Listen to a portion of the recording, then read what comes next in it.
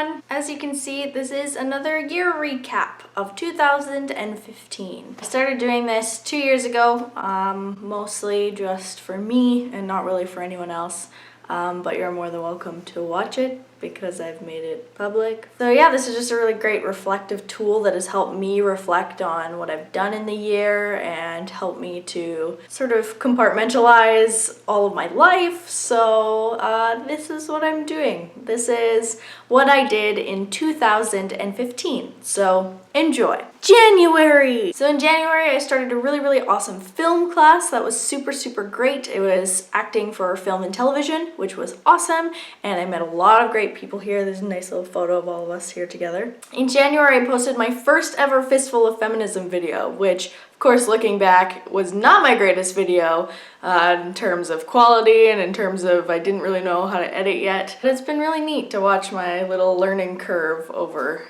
the past year, figuring out how to make videos and still working on it. I still don't have lights, I still don't have sound stuff, but it's never been about that, it's been about the content. So yeah, my first Fistful of Feminism video ever. In January, I also performed internationally for the first time at the College Improv Tournament. This was in Seattle, and I had a really great time. We were representing Canada, and yeah, it was just really fun to see what improv is like just across the border, so that was really fun. And this will be a theme throughout the entire year, but I was teaching improv in lots of different places, and I'll talk about that a little bit later on in the video. February! Doing a lot of film work in February, nothing much to report there, just random film work. So this is sort of a January and February kind of event, but Paper Street Theatre opened its first studio, yay! So that was really great for Paper Street to have our own little place for Dave to teach classes and for things to be happening in the community. It's really great. In February, I started talks of making a new show called Role Play that I do with the Marble Theatre Review, and we've been doing that ever since. So that was really great to have our first meeting talking about how feminism and theater intersect and what that means to me as a feminist artist. So really cool to start my own series there. In February, I saw Burnham. Hilarious. He's a smart enough comedian that he uses problematic tools to help people understand how privileged they are, which is really rare with straight white comedians. So he was really awesome live, so good. March! So March was kind of slow. I was in rehearsals for a show that I'll be talking about in the next month, but I was doing more film work in March. It was a busy time for lots of movies, and one of my best friends, Ian, did his own show in March. It was all about MRAs and that whole world. That was a super great moment for Ian, super proud of his work. April! In April, I went to Fan Expo for like the 4th year in a row, and I met Carrie Fisher, which is like the coolest thing ever. If you can't see, I'm wearing a Star Wars toque right now, so that was really awesome. I brought a little photo of my mom for Carrie to have in the photo, and that was really fun. It was a really great Fan Expo experience. Did some fun cosplays and got to meet Jennifer Morrison as well, the star of Once Upon a Time. So that was really fun. Probably one of the best Fan Expo experiences I've had over the years of going. So that was really fun. In April, I did a show called Fistful of Improv, which was an improvised Western with Paper Street Theatre, which was so cool. My costume was on point. Emma's lighting was on point as per usual, and the show was just like an improvised Western. Whatever you picture when you picture an improvised Western, that's exactly what it was. It was just so fun, and I felt super badass flipping my gun, although I'm not very good at it like the rest of the cast, so oops. Also in April, I turned 22. Hooray, aging. I performed in a show called Cabaret Outre, where I talked about feminism for the first time live. So this was my first experience talking about my show in a public environment. So normally, of course, I'm here with my camera talking to myself, but this was my first time speaking about it publicly, and it went really well. I have that video posted, you can check it out right here. But that was a really proud moment for me. I was really nervous, but it probably could not have been received better than it was. So that really was a huge moment for Fistful of Feminism this year. In April, auditions for a Shakespeare company that I work with started, and I was a huge part of organizing the auditions, booking the auditions for other people, being at the audition table, which is a really great experience as an actor, as a performer. That was a really great experience in organization, and just really great to be behind the table. Also in April, which is Travis's birthday. Our birthdays are always in April, as you'll see in all these years, because, you know, birthdays don't change. Agent May. So in May was the actual grand opening of the studio for the public, which was really fun. Got to see Dave cut the ribbon outside the door, so that was really cool. In May, I went back to work as a historical interpreter, not this time as Nellie Cashman, but this time as Mary Ellen Smith, one of the first female MLAs in Canada. So that was really, really neat and a new experience to learn what it's like to be an MLA, a member of the Legislative Assembly. Harriet turned 9 in May, little Harriet dog. She's not here right now, but she turned 9 and she's so happy. In May, I started rehearsals for a show called the Dungeons & Dragons Improv Show, which was my first experience with Dungeons & Dragons. Known about it for many years, never actually played, so starting to play and building a character named Keith Revenger, which is still one of my favorite characters I've ever played, ever. We'll talk a bit about her a little bit later. And also in May, my good friend Matt had his U show. Lots of U shows throughout the year. June. In June, I once again did the Jane Austen Tea Party with Paper Street Theatre, which was a delight, as always.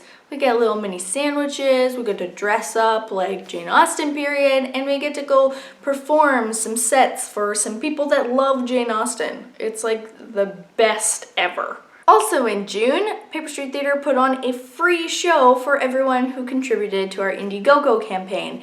And in that show, we did every single style that we have ever done, which was crazy, hilarious, and super fun. We also got to do fast changes between each scene because every scene was a new style. So we got to do different costume changes, and that was probably my favorite part. July. In July, I started my official run as Ophelia in Hamlet. So this was a huge adventure, especially working full-time in the summer and just generally being crazy busy all the time. But I was really, really proud of the work that I did with this show, and Ian played Laertes and Travis was playing Horatio, and it was a really great experience. I think Ophelia might have been one of my favorite characters to date. I know I say that a lot, but Ophelia is just beautiful. She's everything that I could ask for an actor playing a character, so that was amazing. And the Pride Parade, so fun. It's like my 4th or 5th year walking in it. Super great. In July, my grandma also came to visit, which was really, really nice. I hadn't seen my grandma in like 5+ years. So that was really, really nice to have some family here. Also in July, I performed for a Canadian Women Parliamentarian conference, which was scary, but also a huge honor to be around women who are changing the world. So it's always really amazing to be around women, especially women who are working in our government. So that was so great and terrifying. August, just a gust, like a Pidgey gust. Shakespeare closed in August, so I ran the whole month of July, closed first couple days of August. Phew, done for a little while. And in the first week of August, I did the Dungeons & Dragons Improv Show, which was so fun. Again, as I was saying, I played Keith Revenger, who was a halfling rogue, and she was so much fun to play. The shows were super fun, the audience was super fun. And at the end of August, Fringe started, woohoo! So I wasn't performing in Fringe, but I was helping out with Ian's show, The Problem with Facebook, so I was helping with a couple of media things and some media releases, things like that. And Ian did really well. The show was awesome. I filmed it. You can see it right here. September.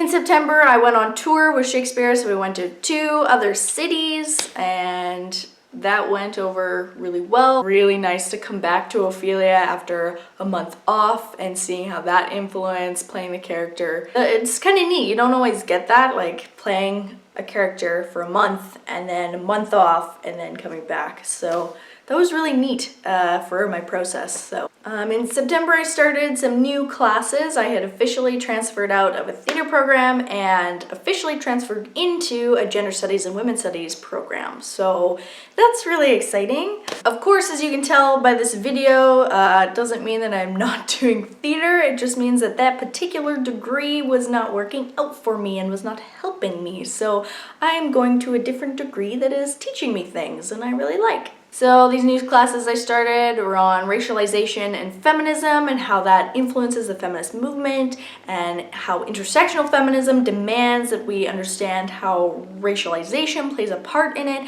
Just amazing stuff. I am loving what I'm learning. I started season 2 of Fistful of Feminism, so I was making videos all throughout the year, but then ended right before the summer of season 1, and then I came back with season 2 in September, so fun! And I saw Lacey Green at the end of September, which was really, really neat to see a YouTuber that had inspired me to make my series. So that was kind of mind-blowing, and met her too. October. So in October, again, I was teaching a lot, teaching improv at a lot of different places and a lot of different studios, but Paper Street Studio opened their first ever kids classes, so I was teaching those with Dave. In October, Paper Street Theater put on an improvised David Mamet, or Improvs for Closers, which was a challenging style for me. An improvised David Mamet. A challenge, but a refreshing challenge. And it was my little brother's birthday on Halloween.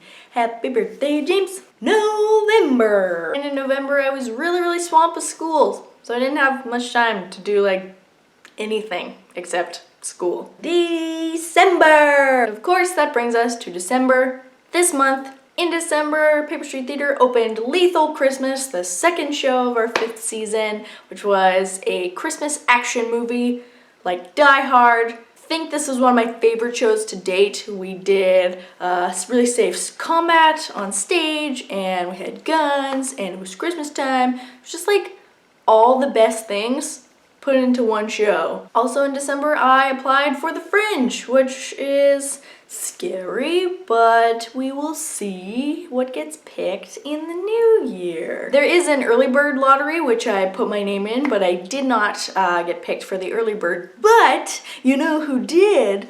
Paper Street Theater. So Paper Street Theater will be in the 2016 Fringe, which is super exciting. So that has been my year. It's been a long year. It's been a tough year. It's been a full year, and I'm not really sure what 2016 is going to look like, but here's what I'm hoping for. I'm hoping for more developments for Fistful of Feminism in terms of new lighting, new editing software, lots of stuff, because I'm working with what I have right now, and that's fine for me right now, but looking to the future, I'm hoping to, make things bigger and better. It's been a really great year for Fistful of Feminism. I have gotten in touch with 3 of my inspirations on YouTube, which has really enriched my life, to be honest. Just to be able to reach out to some of these YouTubers and have them reply to you is a huge show of the YouTube community. The feminist YouTube community is constantly being criticized and harassed and threatened. And just to be able to reach out and talk with some of these other YouTubers who are a lot more visible than I am. Hoping to do some more film work in 2016. I am working on a big audition, which will be finished in January, so we'll see how that goes. And yeah, I'm just looking forward to another year of learning, another year of failing, another year of trying to be the best person and the best intersectional feminist that I can be, constantly learning, constantly listening, and constantly being critically aware.